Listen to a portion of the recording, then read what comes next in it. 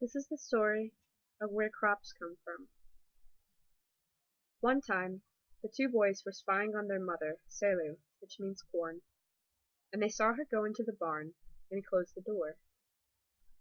They knew their mother must have a secret, so they crept up to peek into the cracks of the barn walls. While they watched, their mother rubbed her belly and corn sprang up, full and ripe, in front of her. The boys looked at each other and began to whisper. Their mother was a witch. They would have to kill her. When she came out of the barn, laden with the fruits of the earth, the boys stopped her and said, "Mother, you are a witch, and so we must kill you." She nodded and said, "When you kill me, drag my body 7 times around our field. Cut my limbs into 7 pieces, and bury them 7 feet deep." The boys accepted their task and killed her with knives. Then they began to drag her body around the field, but they got tired and only dragged her around the field twice.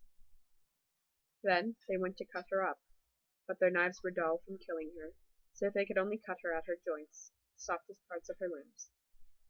Finally, they tried to bury the pieces 7 feet deep, but they were exhausted and only covered her body with a light covering of soil. And so it is today.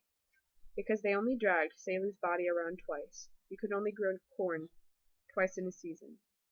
Because they only cut at her joints, you can only eat the softest part of corn, for the rest will make you sick.